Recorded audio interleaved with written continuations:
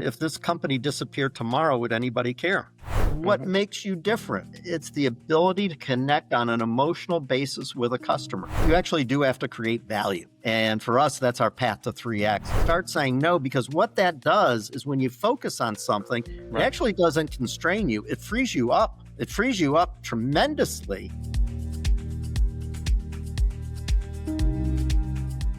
You've always wanted to be the leader. It seems like it's kind of in your genes, maybe from reading that book. So how does one go from being an analyst to actually running the place? Yeah. Well, I think the first most important thing for anybody is never think about yourself or your career. And I know that sounds, but for me, that's what worked. For me, it was always what's best for the company. I never thought about myself in that role Mhm. of my impact on it, but it was just for me. It was like, oh, there's a patient bleeding out. I don't think the doctor's thinking, oh, the accolades he's going to get or she's going to get from saving that Right. patient. They're just thinking, I need to save that patient. So what happened? So obviously you said in '89 party was kind of over. There was a shift in the industry, and what happened around that time? Because you're kind of on the bottom, right? But what I would say is we were a silo shop at that time. So the founder, was more a believer that you just get smart people, they're going to do good deals. This really isn't that difficult. And that was right in the 80s. In the 90s, it really wasn't. And, I always looked at it and said, well, this isn't hard. I could pick good businesses and help them grow and be successful. And my deals did very well. And why was that? Like, what? I mean, you just throw it out there like, oh, I could just go in there and grab these companies we bought and made them grow. So, what was it about what you were doing that was different at that earlier stage? That's a good question. I think that, very early on, I always ask a question when I'm looking at a businesses, and I'm not perfect, by the way. So I'm not Warren Buffett.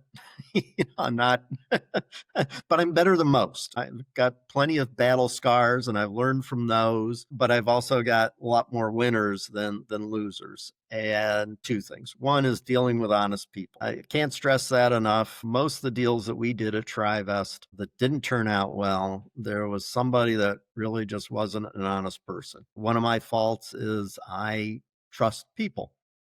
I think that's one of my strengths too. Your greatest strength is your greatest weakness. Yeah. And I'd rather trust people and be bamboozled a couple of times than go through a life of not trusting people. So one is dealing with good people. Two, it's asking a simple question: if this company disappeared tomorrow, would anybody care? Hmm.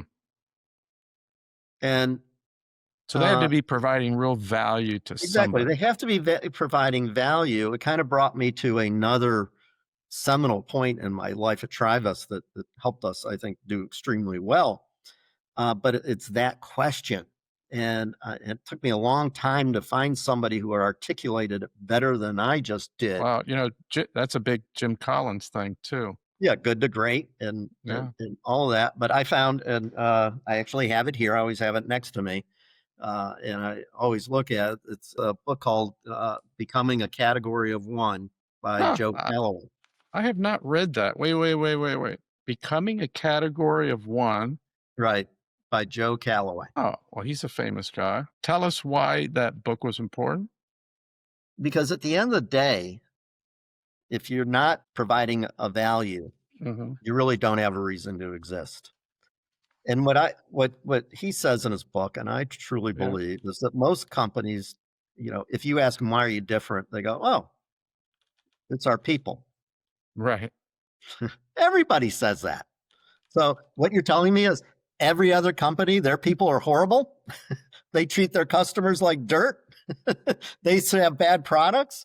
It's we have great people. We service them well. We have good pricing. Da da da da. I go, to me, that's all the price of admission.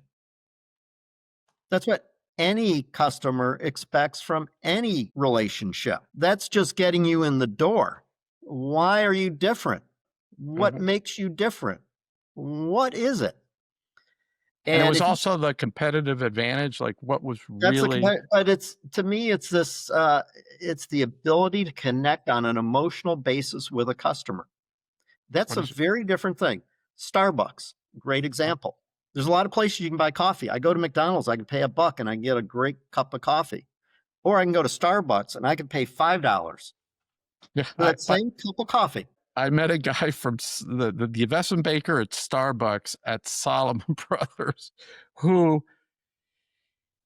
saw the deal and he kicked him out of the office. And as they're way out, says, "What idiot is going to pay $5 for a cup of coffee?" And this guy, his entire career, people would see him on the street and say, "What idiot's going to pay $5 for a cup of coffee?" Well, those are the category of one companies, right? That cup of coffee, they've built an emotional attachment with their customer base that not Community. only will Yeah. they pay $5, they will wait in line. And when they raise the price, it used to be $3, it's gone to Yeah. $5. They raise it a price a quarter. What happens? Starbucks makes another 25 cents for every cup of coffee. Yeah. You got 80% margins or some ridiculous thing. Chick Like, fil A, people will go out of their way. In and yeah. Out Burgers, Southwest Airlines, I mean, Apple, right? There are companies out there, and you can name them where you go, "Oh, of course." Because each one of those have created an emotional attachment with their end customer that is not based on price. Price is just noise. And when did you read It's that book? I read that back, when I took over Trivest and said, "We need to differentiate." How long were you at Trivest before that opportunity came up? Oh, so, that was probably, like 2005, and so I've been a Trivest since, '89. So 6 So years, not a 16 long no, not 16 years. okay, yeah, okay. 89, yep.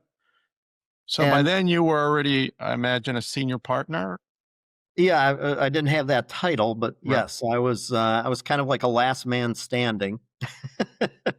And that's because you had an affinity for picking good companies, good people that you trusted, that were honest, that were successful, And I was a value guy.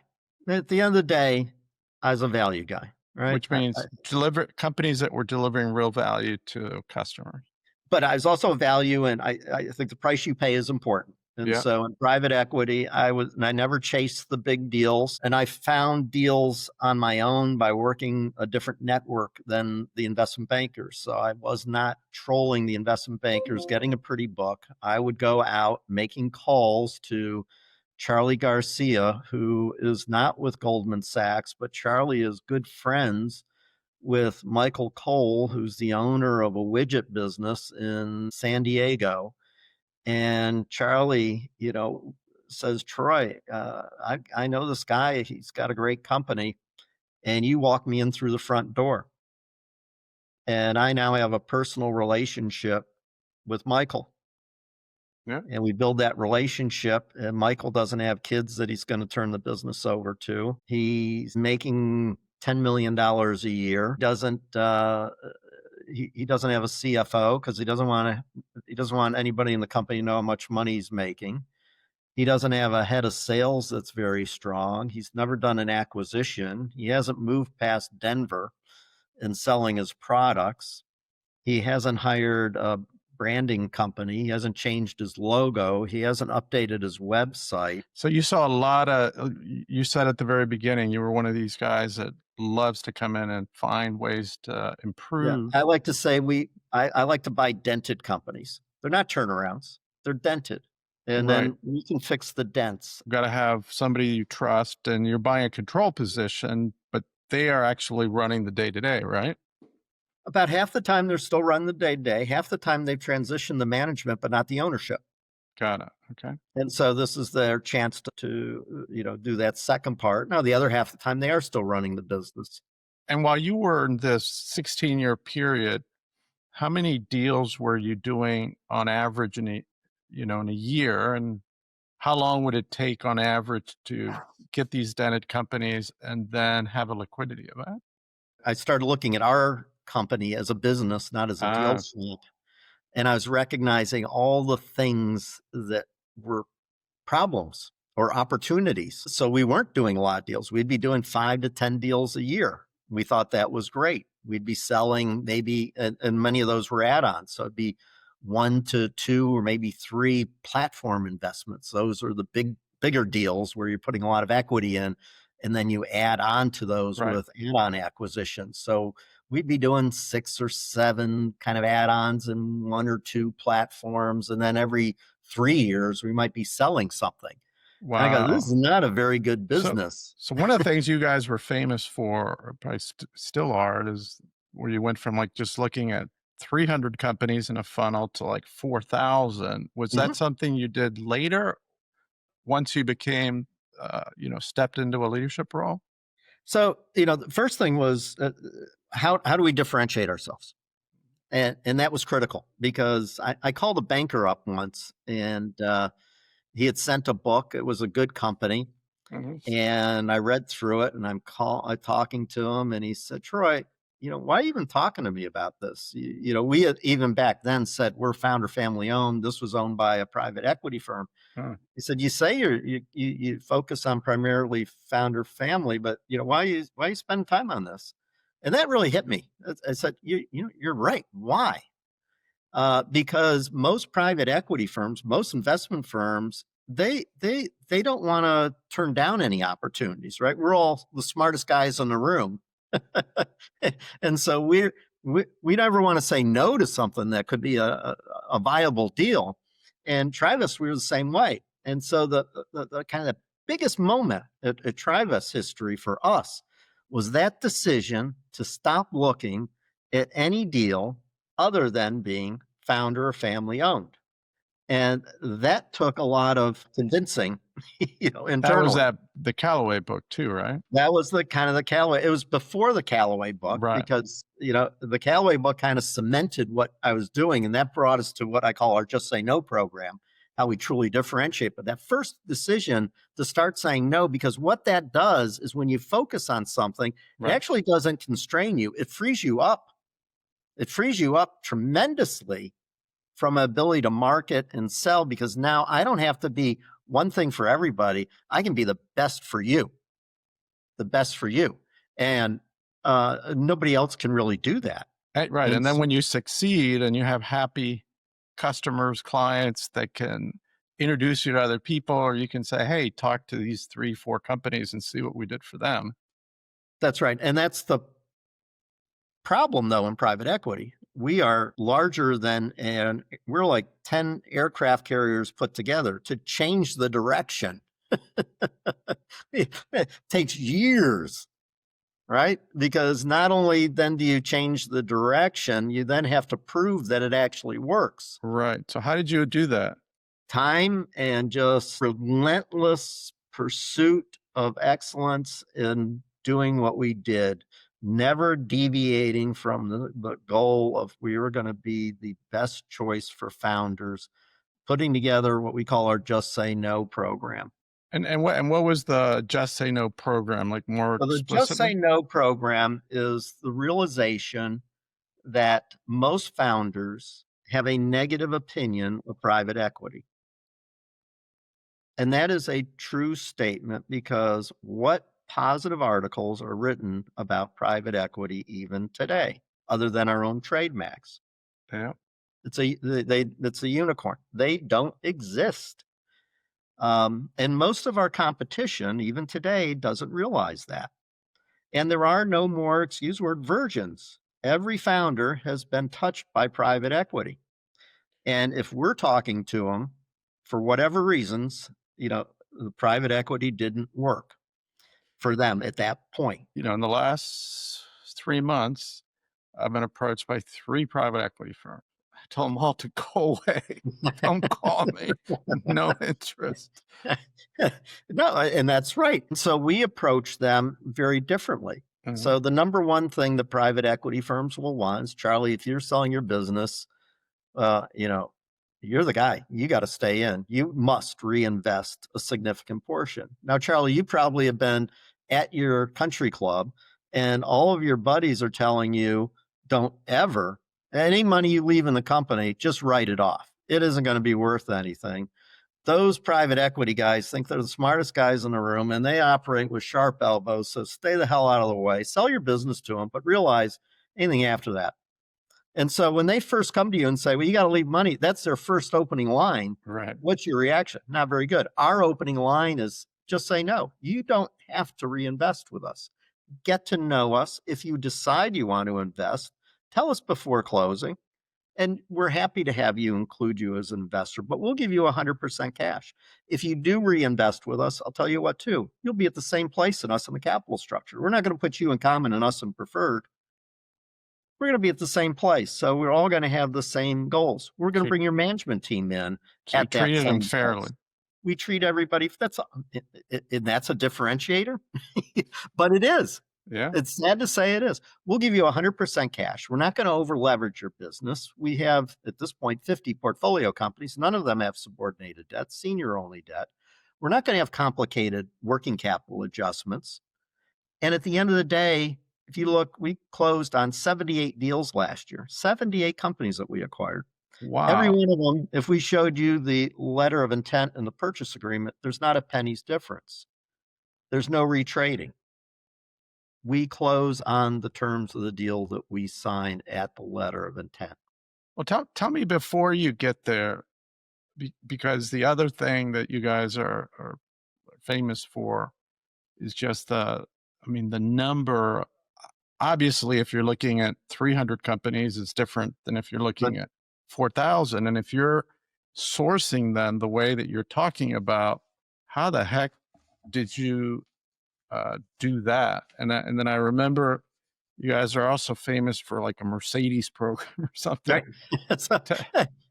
Yeah, we want to find the deal before the deal finds us. One of my partners says that famously, and he's it's like the house thing. Also, you want like an off-market house before it even gets to be listed. Right. You want to be talking to them. And by the way, though, I always feel we're paying a fair price. We're not paying an airfare because, again, we're buying dented companies. So you can't compare the value that we pay versus the value for a company that should be selling for a premium because it's got a top management team. It's got a great CFO. It's got a great sales leader. It's moving into new markets. It's got new products. It's got all these things, right? A company that doesn't have all those things shouldn't sell for that same price. So we are paying a fair price for the businesses that we're acquiring. But to your point, why we love the lower middle market is one, we're fishing in the largest pond. But you also wanted, you had pretty ambitious goals. If I remember, you wanted to increase like the profits by like 3x in like 5 years, something. Yeah, we call it the path to 3x. So this all kind of ties together, but how you fill a pipeline. So the way I look at any company is it needs to do three things very well. And if it does those three things, it's probably a good company. One, it has to have a great business development. It needs to bring in opportunities. For private equity, that's bringing in deals. Right. Two, it's got to have a great value proposition for that customer. And for us, that's our Just Say No program. And three, you actually do have to create value. And for us, that's our path to 3x. And that's how we can turn every one of our investors' dollars from $1 into $3. And of course, if you're saying to me, hey, let your money or a big chunk of your money ride, and you have a track record of actually doing that, then over 75% of our companies actually average close to a 6x return. That's phenomenal. So over 75% of our companies achieve that, at least that 3x, and those that do, that join that club. And it's a phenomenal result. But it isn't, it's done by having a process that we take every company through that includes getting them to become a category of one company.